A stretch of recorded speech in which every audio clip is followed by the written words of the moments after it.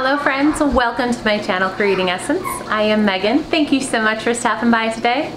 I'm sharing with you all some hacks that I do in the kitchen. When I have a really big grocery day like I did today, I stock up on tons of stuff. Oftentimes in just a standard refrigerator, there's just not enough room. And in our house, we're pretty tight on storage space because we don't even have a pantry. We have the cupboards.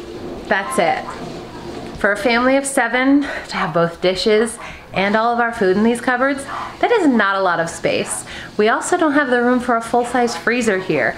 So over the years, I have figured out some kind of tricks that I do to both minimize waste, help myself later on with prep time and various things, and reduce the space that things take up. I'm gonna share with you all some of those things today pertaining specifically to what I got in today's grocery haul that I will link in the info box below. But feel free to let me know in the comments if there are any recipes or specifics you're still wondering about. I am happy to share.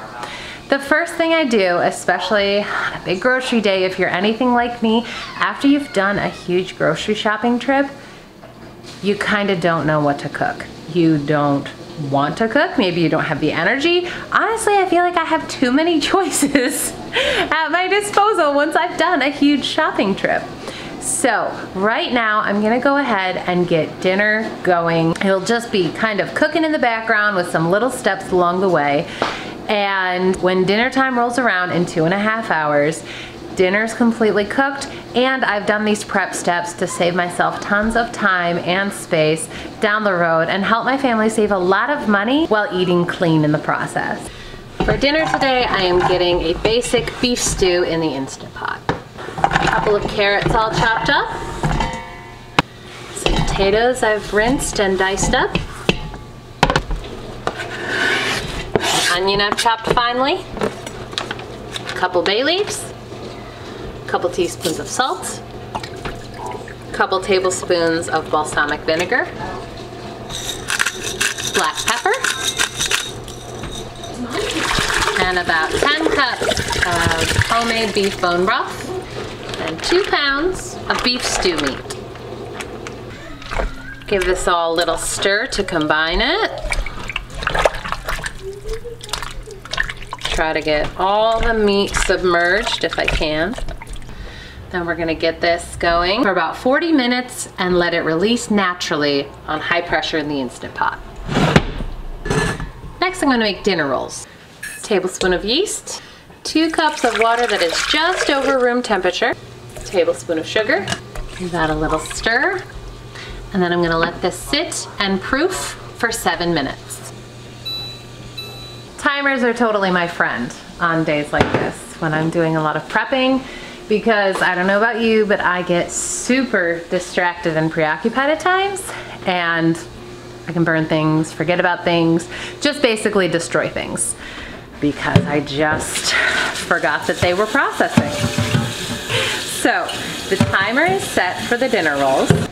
The Instant Pot is going there on the counter, and I'm going to get going on the next item for food prepping, and that is roasted red peppers. I like to get these multi-packs of peppers because it tends to save money on the unit price, but also when I get them multicolored, I always get at least 2 red peppers in the pack, which I can roast, and we use in a lot of different kind of recipes for a flavor that's just a little bit different than regular bell peppers. Roasting peppers also makes them a lot smaller than this size for the refrigerator. Baby bombers! After I've rinsed them, I'm just gonna put them on a cookie sheet, and then I'm going to turn the oven on broil and put them in the oven on the top shelf because we just want this skin to blister. So it's a little darker in color. You'll be able to tell when it separates, but if it gets a little black, that's okay too. And when I did my shopping today, I also got 8 pounds of apples. This is where we keep our apples, and as you can see, there are still apples from the last trip. Some of them have gotten bad spots, so the kids wouldn't eat them. Rather than throw them away entirely, here's how I save money and clear out the basket for the fresh ones.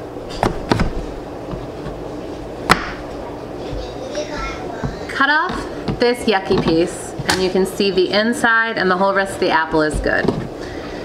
but they're probably getting a little mealy at this point. So I'm gonna cut out the core. These will go in the chicken bucket, and these are gonna go in this pot. I'm gonna cut up the rest of these apples similarly in just a second because the timer went off for the rolls. It looks like that was exactly the right amount of time. When we're making dinner rolls, we want that yeast to wake up and get nice and foamy on the surface. So it's time to get the rest of the ingredients.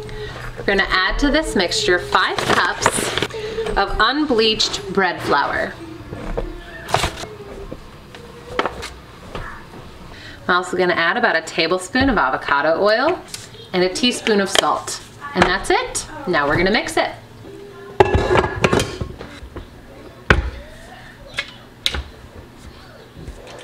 Gonna get the stand mixer going on 1 and let this do its job. They're starting to blister and turn black, so I'm just going to turn them over to another side for the next side to be able to broil.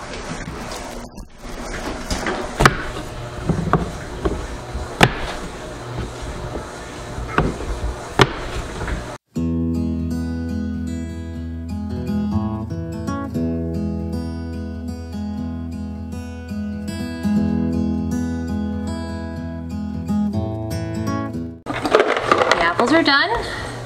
Toss in a cinnamon stick, about 1.5 cups of water. I like to kind of bury that cinnamon stick in there.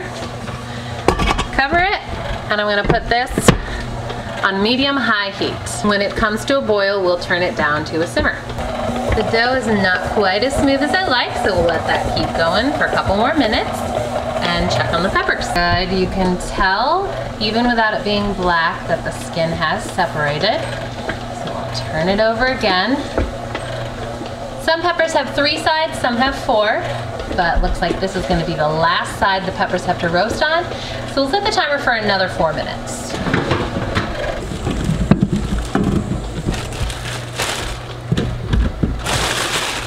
So dinner is going in the Instant Pot. Rolls should be ready to start rising soon. Applesauce is going. Peppers are almost done roasting. And now I'm going to start breaking down the kind of bulk size meats that I purchased at the store. Now these chicken breasts are just one example of something I bought that saves us a lot of money by unit price to get this 5-pound pack. But we aren't going to eat this up in even a week because thankfully we have a lot of variety of things in our house for different proteins to choose from. So I'm going to break this down and put a meal-sized portion in the fridge and put the others into freezer bags in the freezer.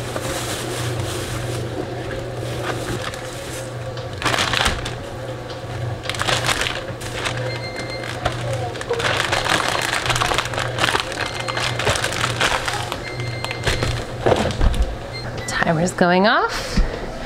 The bread dough's looking good, so we're gonna turn that off.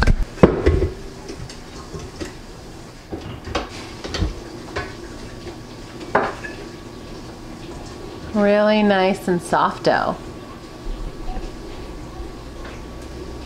Pour just a little bit of oil in the bottom of there. Roll the dough around there so it gets all coated in the oil. Cover it with a clean tea cloth.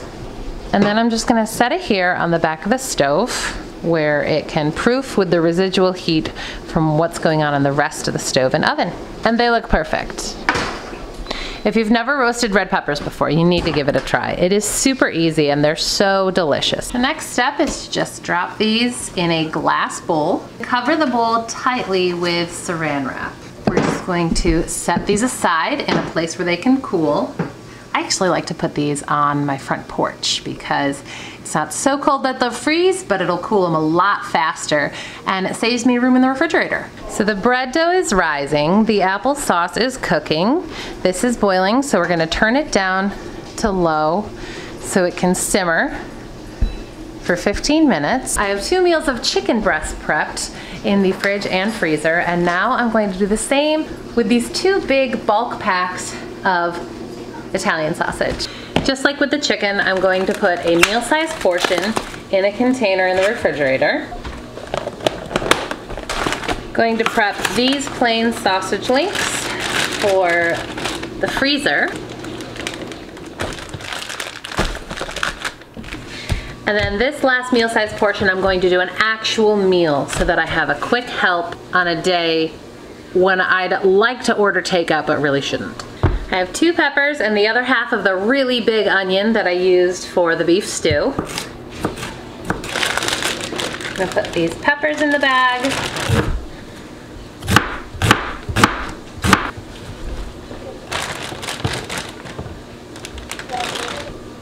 And now we're gonna put the sausage in.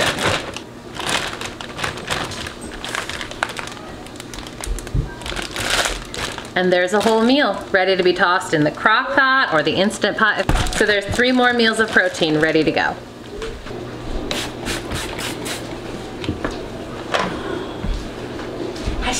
We bought this big pack of pork shoulder, about 16 pounds. And I'm going to get half of it going in the crock pot to make Carolina pulled pork, which will make at least 3 meals for us. And the other half I'm going to get covered in a rub that we can cook tomorrow out on the grill.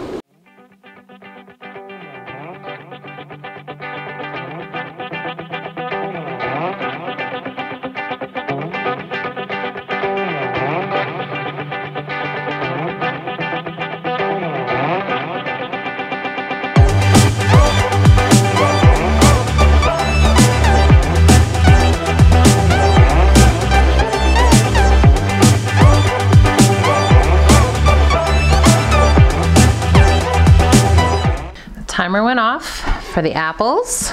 They're looking great, all nice and soft and cooked through. So turn off the heat, and here's where we recruit a kid helper. We have a basic food mill over a glass bowl. I'm using a strainer spoon and just spooning in the cooked apples. I actually like to put the cinnamon stick into the bowl so it gets in the applesauce. And then kid helpers get to work. You turn it this way a lot. You turn it this way a couple times. And then to get all the apples off around it, you turn it the other way and once. And then you just keep going this way.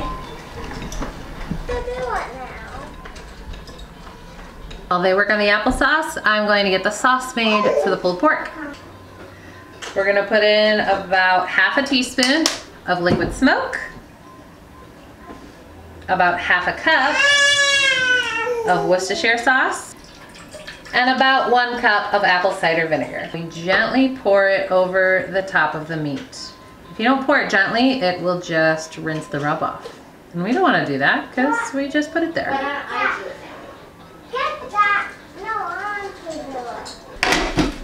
Put the lid on. Turn it on low. And this is gonna go for 8 to 10 hours until it's really falling apart. So basically, bedtime. And then we're just gonna deal with this last piece of pork shoulder. We have this basic barbecue rub. It's really good ingredients, just spices. And it goes great with grilling. I'm gonna cover this and refrigerate it until tomorrow when it's ready to grill. While I'm doing all these meal preps, I also kind of do little things to help preserve my herbs for the weeks ahead. This is 2 good-sized bundles of cilantro, and a lot of times cilantro can get pretty slimy. So I just take a piece of a paper towel and put that in there, and then I can seal it back up. And this will absorb the extra moisture so those leaves aren't sticking together and rotting nearly as quickly. My kiddo helpers are all done with the applesauce here. All that's left from that whole pot of apples is this little bit of fibrous pulp and peels. I'm actually going to dump this into the chicken bucket because the chickens will really like it. And then we have all this applesauce. It is delicious, it's completely unsweetened, because naturally it is sweet enough. And this is a gallon-sized jug, so we have about a half gallon of organic unsweetened applesauce. that was made entirely from my leftover apples that had bruises and were a little too mealy for eating by hand. Now let's take a look at our roll dough. It's looking great. It's about doubled in size. So now it's time to form the rolls for proofing.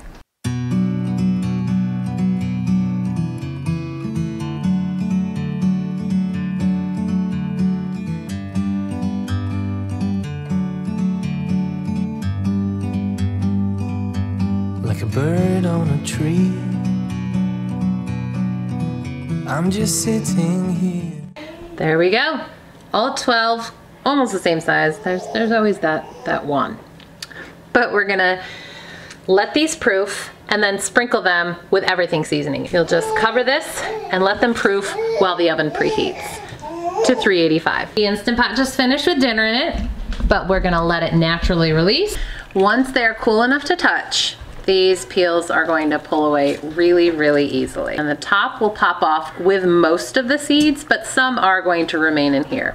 They're really easy to just wipe out of there. You can slice them up or leave them whole. We tend to use them sliced, so I just slice them in advance. Since I already have things out and I'm already making a mess. And then I just put them in a container for the fridge. On to the second one. And there we have it. And the chickens like these too. The oven is preheated and these are nice and puffy. So this next step you can skip if you like, but we like to give our dinner rolls a little bit of that shiny look on top with an egg wash. So I just crack one egg and I brush it on the tops of each one. And then if you're topping them like we are, that egg wash really helps the topping stick. There we go. Now it goes into the oven for 18 minutes.